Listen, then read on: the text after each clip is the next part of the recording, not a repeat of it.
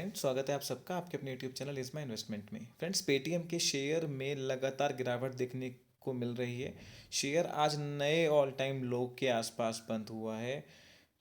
IPO से लेके अब तक इस स्टॉक ने सिर्फ इन्वेस्टर की वेल्थ को इरोड किया है। सबसे बड़ी बात यह है फ्रेंड्स कि हर गिरावट पे लोगों ने एवरेजिंग करी है। काफ़ी क्वेरीज मेरे पास भी आई हैं और स्टॉक निचले लेवल से कुछ बढ़त भी आई थी, पर उसके बाद लगातार स्टॉक में गिरावट देखने को मिल रही है।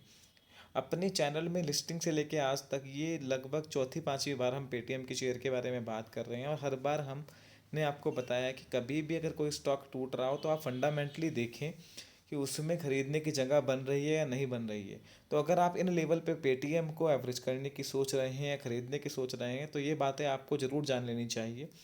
आज हम बात करेंगे क्या इतनी गिरावट के बाद ये कंपनी अब अट्रैक्टिव हो गई है, फंडामेंटली साउंड है, और इसका फ्यूचर आउटलुक अब क्या बन रहा है। फ्रेंड्स, पेटीएम का शेयर 474 रुपये का लो बना के 476 पे क्लोज हुआ है। सारे इन्वेस्टर्स को अनडाउटेडली यहाँ लॉस हो रहा है। तो क्या आप पैनिक बटन दबा के किसी भी रेट पे लिया हुआ वो बेच के निकल जाएं, या फिर से तेज़ी देखने को मिल सकती है, एवरेजिंग करके कॉस्ट को नीचे लेके आएँ। फ्रेंड्स, पेटीएम का शेयर जो आज गिरा है उसका रीज़न जितने जो है यहाँ पर जो बात कर रहे हैं, मीडिया में जो न्यूज़ आ रही है कि मैक्वायरी ने, हालांकि रिपोर्ट पहले ही आ गई थी, 450 रुपये के टारगेट दिया था। मैक्वायरी ने कुछ कंसर्न रेज किए हैं कि जो रिलायंस जो है अपनी जो फाइनेंशियल आर्म जियो फाइनेंस को स्पिन ऑफ करके अलग से लिस्ट करा रहा है, वहाँ पर जो है काफ़ी अग्रेसिव वो जो है उसका एक्सपेंशन कर सकते हैं। वो कंपनी भी लोन डिस्ट्रीब्यूशन में है, तो वो बड़ा मार्केट शेयर यहाँ कैप्चर कर सकती है, जिसका डायरेक्ट लॉस पेटीएम को होगा। उन्होंने अपनी रिपोर्ट में बजाज फाइनेंस का नाम भी लिया है, और वो शेयर आज इतने महंगे वैल्यूएशन के बाद भी तेज़ी के साथ बंद हुआ है। वो भले ही आधा परसेंट हुआ हो, पर पेटीएम को तो गिरने का कोई ना कोई रीज़न चाहिए। कोई नई न्यूज़ नहीं है। जियो ने एजीएम में ये बात बोली थी कि अपने फाइनेंशियल आर्म को स्पिन ऑफ करेंगे।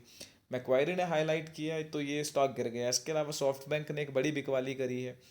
इस स्टॉक में कुछ बड़े चैलेंजेस हैं फ्रेंड्स। आने वाले टाइम के क्या चैलेंजेस हैं पहले आप वो समझिए, उसके बाद अपना व्यू बनाइए कि खरीदना है या नहीं खरीदना है। फ्रेंड्स, इतने करेक्शन के बाद भी स्टॉक के वैल्यूएशंस किसी भी लिहाज से, ना बॉटम लाइन ना टॉप, बॉटम लाइन की तो बात ही करना बेकार है, लॉस ही लॉस है खाली। रिवेन्यू टू मार्केट कैपिटल के फ्रंट पर भी सस्ते नहीं है।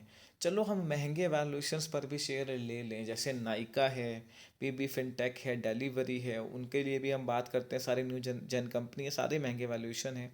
जो इस तरह के शेयर्स में इन्वेस्ट करते हैं वो महंगे वैल्यूएशन पर भी ले ले, पर पेटीएम का बिजनेस डायरेक्शन लेस है। फ्रेंड्स, पहले पेटीएम था, हम बात करते थे debit card credit card, Paytm Paytm wallet से पेमेंट होता था, वो एक अच्छा बिजनेस था। यूपीआई आने के बाद वो बिजनेस ऑलमोस्ट खत्म हो गया, तो इन्होंने भी पूरी तरह से यूपीआई पे स्विच कर लिया। यूपीआई में इनका मार्केट शेयर जो है थर्ड लार्जेस्ट प्लेयर है पेटीएम गूगल पे के बाद में, और 80% मार्केट शेयर वो कमांड करते हैं। सबसे बड़ी बात यह है कि multiple businesses, Paytm money, mutual fund investment, Paytm mall, electricity bill payment, सब में इनकी प्रेजेंस है। और कहीं भी ये ना तो लीडर हैं, ना ही इनको समझ में आता है कि कौन से बिजनेस में एक्सपेंशन करना है। अब ये कहते हैं पेमेंट सर्विसेज में हम जो है एक बड़ा बिजनेस बनाना चाहते हैं, उस बिजनेस में कितना कंपटीशन है गूगल पे फ़ोन पे से आप समझ सकते हैं। दूसरी बात यह है कि लोन डिसबर्समेंट को लेके ये हमेशा कहते हैं कि वो एक बड़ा बिजनेस बन सकता है। आप ये समझिए, मैं हर बार एक बात रिपीट करता हूँ कि जो third party tie up loan sale करने वाला जो काम है, वो उसमें पॉलिसी बाजार तो लीडर है ही, पर हर वो कंपनी जिसके पास डेटाबेस है ये काम कर रही है, तो उसमें नया क्या है, और उसमें कंपटीशन इतना हैवी है आने वाले टाइम में कि मार्जिन्स को सस्टेन करना नेक्स्ट टाइम पॉसिबल है। तो जिस बिजनेस मॉडल में ये कमांड करने की कोशिश कर रहे हैं थर्ड पार्टी लोन डिसबर्समेंट का, वो बहुत हाईली कॉम्पिटिटिव और फ्रेगमेंटेड सेक्टर है। और मैक्वायरी की रिपोर्ट बिल्कुल सही है कि उसमें जियो फाइनेंस से भी एक बड़ा थ्रेट है। 86% शेयर मार्केट में अवेलेबल हैं सेलिंग के लिए, तो आप समझिए कि आने वाले टाइम में और बड़े इन्वेस्टर्स यहाँ से निकल सकते हैं, बड़ा सेलिंग प्रेशर दिख सकता है। फ्रेंड्स, यहाँ पर जो है कंसर्न्स अभी भी ख़त्म नहीं हुए। कुछ ब्रोकरेज रिपोर्ट्स की मैं बात करूँ तो Goldman sex 1100, JP Morgan sorry गलती से 100 रुपये लिख गया, इनका भी टारगेट 1100 है, और मैक्वायरी का 450 रुपये। इसके अलावा काफ़ी डोमेस्टिक ब्रोकरेजेस ने 700-800 रुपये तक के भी टारगेट दिए हैं। मेरे को यहाँ पर लगता है फ्रेंड्स कि ब्रोकरेज की काफ़ी रिपोर्ट्स को मैंने पढ़ने की कोशिश करी है। डिफरेंट ब्रोकरेजेस का डिफरेंट व्यू हो सकता है, पर इस बिज़नेस में जो चैलेंजेस हैं आने वाले टाइम में, वहाँ पर वो बहुत ज़्यादा है। और इसी सेक्टर में अगर आपको रहना है तो आपको शेयर्स की जो है कोई कमी नहीं है। बजाज फाइनेंस को आप देख सकते हैं, हालांकि कोई डायरेक्ट कंपैरिजन नहीं है, पर न्यू एज कंपनीज में भी अगर आपको रहना है तो रिस्क रिवॉर्ड के हिसाब से पीबी फिनटेक इतने करेक्शन के बाद में डिलीवरी और नाइका इससे तो 1000 टाइम बेटर लगती हैं। फ्रेंड्स, यहाँ पर पेटीएम के दो कंसर्न आज भी हैं, कल भी थे और रहेंगे। और पेटीएम में मुझे तो कॉर्पोरेट गवर्नेंस का भी इशू बहुत बड़ा लगता है। इनके जो सीईओ फाउंडर विजय शेखर शर्मा है, वो तो इस बात को मानने की तैयारी नहीं है कि उनकी कंपनी अच्छा नहीं कर रही है। उनको लगता है इन्वेस्टर और शेयर होल्डर उनको समझ नहीं पा रहे हैं। तो जब तक वो खुद ही अपनी गलती नहीं समझेंगे, 2150 से शेयर 450 रुपये आ गया, 2150 पे वो स्टेटमेंट देते थे कि इस रेट में भी हम शेयर सस्ता दे रहे हैं।